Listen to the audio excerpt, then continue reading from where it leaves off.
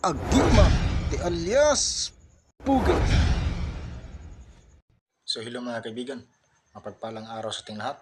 Nagbabalik naman po inyong agimat ni alias Pugi.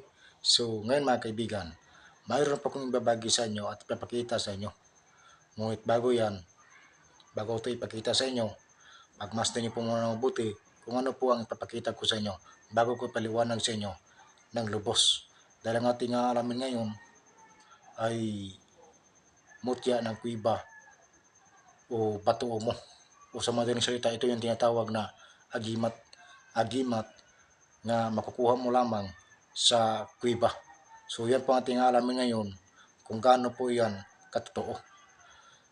So kung interesado kayo, panoorin po ito hanggang sa pagtapos sa video na ito. So what are you waiting for?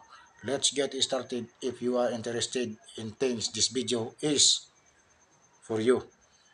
And don't forget to like and subscribe my YouTube channel. So okay, so let's begin. Huwag na po natin pabayang video ito. So ito na po yung mga kaibigan. Ayan, pagmasdan niyo po muna mabuti. So pansin nyo yung dalawa yan at magkaibang kulay.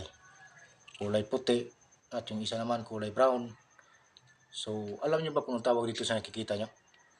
Ang tawag dito sa nakikita nyo ngayon, ito yung tinatawag na agimat. Ang agimat nga mula sa kuiba. Dahil sa kuiba mo lang ito makukuha. O sa madaling salita, ito yung tinatawag na mutya ng kuiba o bato umo. Ayan. So ngayon, ang bisa nito sa nakikita nyo, ito po ang isa sa pinakamatinding gamitin sa kabal at kunat ng katawan.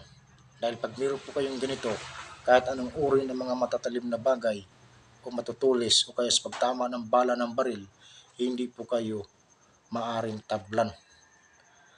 Dahil ito po ang isa sa pinakamatinding gamitin sa kabal at kunat ng katawan.